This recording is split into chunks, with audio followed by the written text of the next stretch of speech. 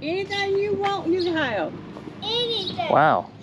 Someone would pay $100 for it as is. $450 or $500. Very happy to find this book, especially for free.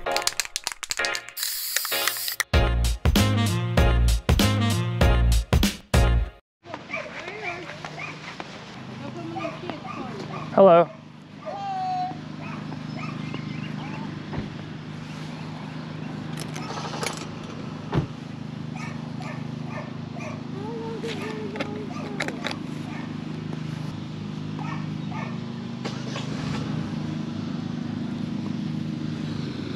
Everything's free, wherever you want. Oh yeah, is that how it works? Yeah. I'm ready to get out and get done with it. Try to get rid of this stuff. Alright, so at first when I heard this, I thought that maybe she was joking. When I was pulling up, there was an individual that was like walking inside the house, and so I thought maybe that was her husband or her son or something, and that she was just joking, teasing him, or I don't know. I guess I just really did not believe it because I'd never had this happen to me. So I just kind of kept shopping like I was gonna have to like make profit, you know, considering how much I was paying for these items. So yeah, I picked up that tiki mug. I had sold some of those in the past. I know they usually sell pretty well, and this had a vintage look to it, and it was actually wooden. So I figured I really couldn't do wrong for the 25 cents that they were asking on it, especially if she wasn't actually serious about everything being free. These were probably the cheapest toy cars I had ever seen, and I was surprised that there were so many. I was really wondering where she got all this stuff because it didn't make sense that there was like 20 of the same car.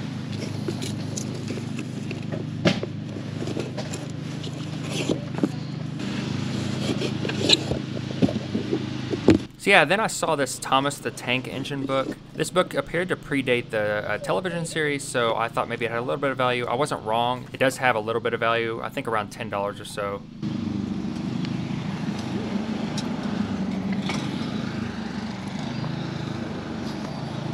Would you like a bag with everything? Yeah, I'll take a bag. Would you like the contractor bag? That's okay.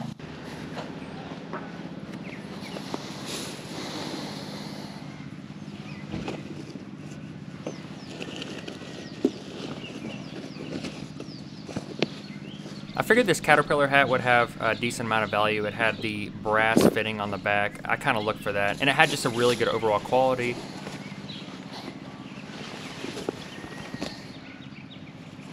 I'd sold Nike hats before. I didn't expect this one to be worth as much as it was. It was actually worth like 40 bucks. It's a Nike baseball hat.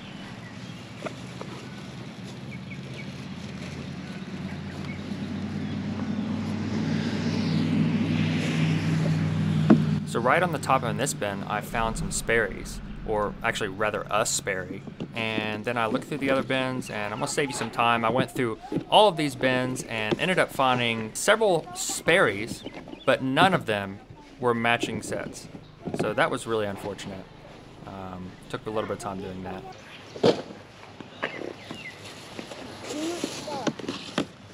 I remember this is a book that I read when I was a kid. And that's really the only reason I picked it up. It's not worth much.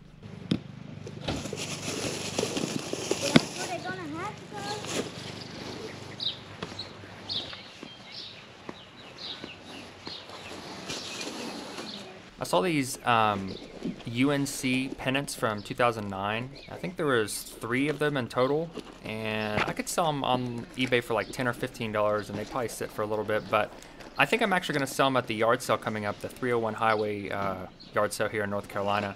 And it being a North Carolina college, you know, no better place I could probably sell those. I'll probably only get about $5 a piece out of them, but I'm fine with that rather than, you know, letting them sit in the store.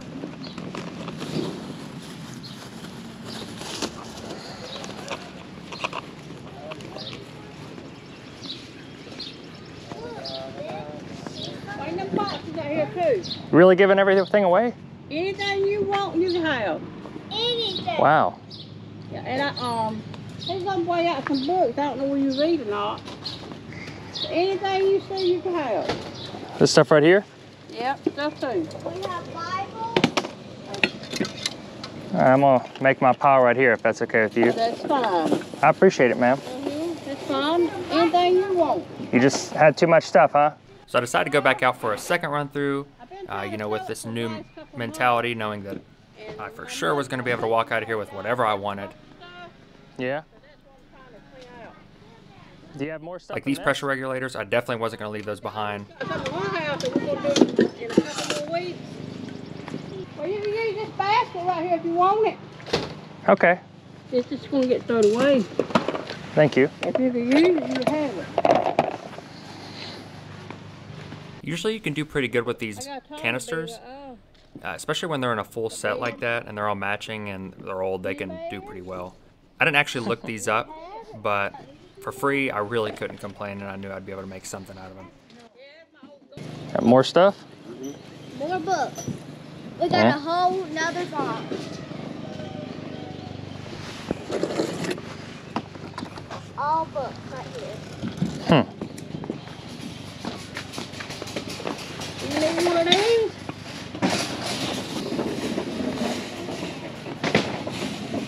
Got it, Pat?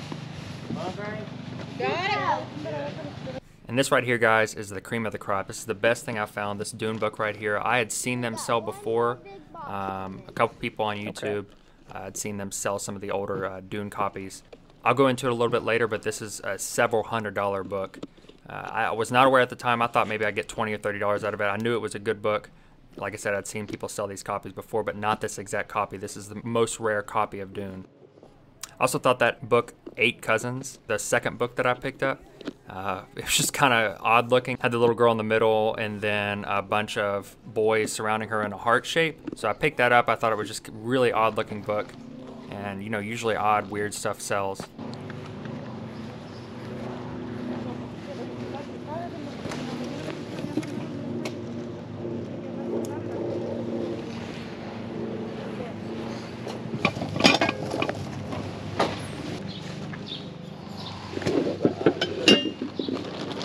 I really enjoy finding like wooden bowls like that.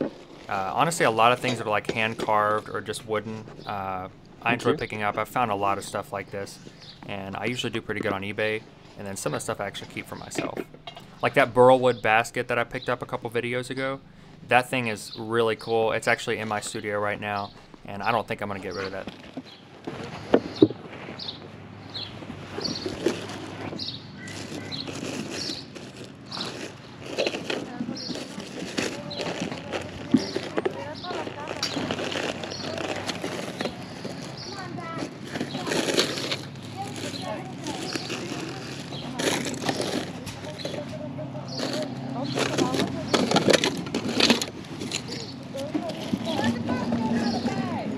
So I saw some vintage toys and then what looked like pieces of toys, and they were all bags. Some of them I recognize as collectibles. Found that DS game. I just decided to start putting a lot of stuff into this bin and just take the whole bin with me.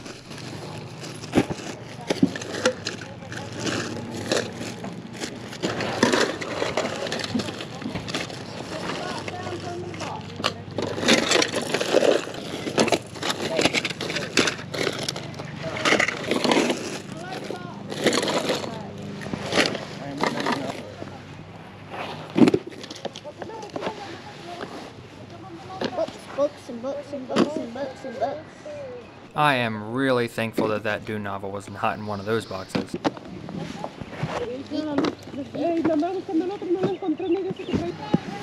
So I saw this Star Wars The Clone Wars bedsheet. The Clone Wars was an animated series that aired back in like mid-2000s, and it was very popular, and some of this stuff actually has a lot of value. This one turned out to not have much value, but it's still worth about $10 or $15.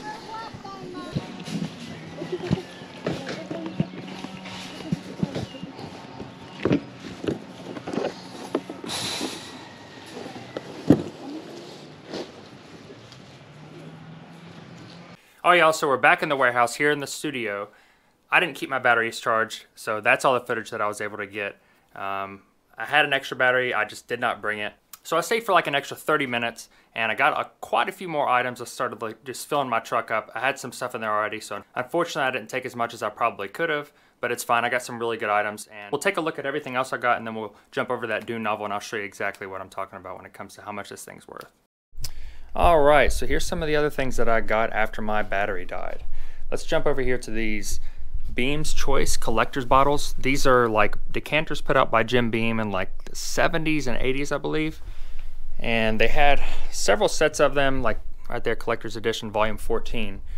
I don't have the complete set of any of them except for these three. I think there was a set of 4 of those and I only have 3. And then like I said, I have an extra one of those. So, you know, if I sold those, I saw them sell for like 25 bucks, but I did see a comp that someone sold a very similar lot like this. They had 12, I think I have 14, and they sold that for, I think it was $85. It was 80 or 85. So I'll probably just end up doing that. Probably just pack them all really well into a sturdy box and sell them that way. Found these Ariat boots in the bottom of a bin. Leather's a little rough, but I can probably clean it up with some conditioner. Decent tread. Doesn't really have a whole lot of wear. They're size 5, so they're not really a common size, but I did see a couple size 5 sell for like 40 or 50 bucks. These, you may have saw me pick this little alpaca or camel, some sort of like handmade little doll, and then I found this Central American style doll. No tag on it, there's nothing, no identifying marks. I figure I'd probably sell those in a lot together. I'll have to do a little bit more research on those. There's that book, 8 Cousins. Just really weird. I don't know what it's trying to imply with that, but got this Air Force book from the Air Force Historical Foundation. Just a big coffee table style book. There's the F-15, that's the jet I work on. Just a lot of like Air Force history in it. And I figured I'd just pick this up because why not? And maybe I'll take it to work and let some of the guys look through that. This little pewter vase. Yeah, it's got a lot of weight to it as pewter typically does. You probably saw me pick this up as well. This little Scotty ashtray. It says, went nuts about Nashville, Tennessee. And I looked it up and these were selling for like $10 or $15, but this is like a souvenir. There was just a bunch of different ones that said like went nuts about Nashville, went nuts about Houston, went nuts about Tallahassee, just random cities. And so they asked just for a typical souvenir you'd find in a souvenir shop. And then there's that mug, that tiki mug. Paul Marshall. I didn't see this exact one, but the other ones were selling for like 20 or 30 bucks. So maybe I can get like 15 or 20 out of that one. That's a smaller one. And I did look through this box of toys. There are some collectible toys in here. Like these, I think they're 1991 Fisher Price PVC figures. Like they're for a Robin Hood set and a Knights Templar set. I saw a similar lot of these sell for about 20 bucks. So there's that. I found this Micro Machines from 1990, this monster truck. This exact one sold for $20 on eBay for this little thing, so that's pretty cool. Some sort of Kenner figure, have to look that up. This is a DC character that sells for like $10 or $15. I found this little, looks to be a miniature Gundam. Not really any markings, it says China and then 52. Yeah, nothing really else. Oh yeah, this right here, this woolly mammoth. I like this one because look, he looks like he's got a little bit of a cross-eyed look to him, so I'm gonna sell him as such. Usually these sell for like 10 or 15. I might actually ask like 20 for him because he is his eyes were stitched a little different. This Toys R Us McCall, those sell for like 10 or 15. All right, so let's get to the clothing. I didn't really look through it whenever I first got to the yard sale, but whenever I looked through a second time, I saw some cool stuff. So first up, this Super Dry brand. This is a Japanese brand. I'd never actually seen it before, but the quality looked really good, and it does sell for about $20. This exact one did, but some of them can actually be up to like $30 or $40 just for the t-shirts. Knitted sweater, woman's sweater. Just had a lot of colors to it, and then it's made in the USA, like a knitted sweater. Has a little bit of value, but not a lot of them have sold, but I just thought it was cool. This Timberland pullover, some of them have sold. I think it might be vintage. It's not like a single stitch or anything, but I think it is older. It has like an older tag to it, so it can't be free, right? Then these Wrangler work pants. These are 30-30. It's the same size my brother wears, so I'll probably end up giving those to him. This Fieldmaster vintage vest. This is it's got leather tab on it. It's felt lined and it's a large tall. And I put it on, it actually does fit me pretty well, so I think I'm actually gonna keep that. And then there's this leather jacket. This is a genuine cowhide leather jacket. It's vintage. It's by Irvin Foster, made in the USA. It's insulated. It's in pretty good condition. There's the other tag. Reprocessed wool and Dacron, 50% Dacron. That's an older insulation. I guess they used to use the Dacron light. So yeah, this thing is really nice for being so old. It's probably from the 60s or 70s. So from what I can find, this brand, Irvin Foster, they're actually known for making bomber jackets in the 1960s, 1970s, and that's the jackets that pilots would wear in the Vietnam War. So this is not one. Instead of leather right here, they'll have like a cotton fabric. And then down here, they'll have the same thing around the waist. So here's an example of some of the Irvin Foster jackets. So here's a Vietnam War 1965 jacket with a bunch of patches on it. That thing's listed for $895, and then this one down here is $1750, $325. Here's a 1960s trooper jacket for police, and that's $624. Yeah, almost everything on here is pretty pricey, but I can't find anything that's specifically what I have. Here's like a newer one when it was Irvin Foster and Sons from the 80s. That's not what I have. I have the actual ones from the 60s. Here's another flight jacket. Another one of those police jackets. You know, it's in pretty good condition. There's a couple things I have to clean up, like right here there's some like paint splatter out. I don't know where that came from. The only real problem with it is on the back. There is a mark on the back. Let's see if I can find it right here. So it's where the leather is starting to crack from where it dried out.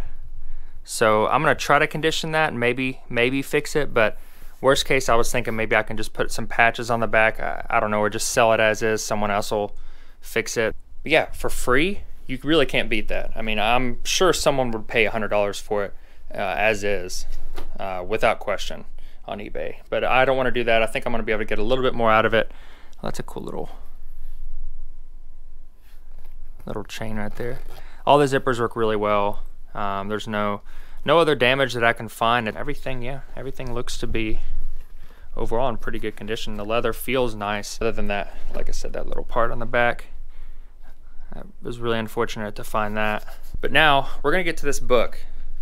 This thing, I was really surprised to have found this. This is Berkeley Publishing, 1983 printing of Dune. Let's just look it up on eBay and I'll show you what it's worth. So first thing I looked up was 1983 Dune, and I figured out that there was actually 6 books to Dune. I didn't know that previously, but there's actually a total of 6 books, and Dune being the first. But the common artwork for 1983 is what you're seeing now.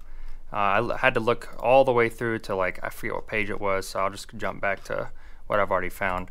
And these right here are the 6 books of the specific illustrator that made those copies, and his name is Frederick Marvin.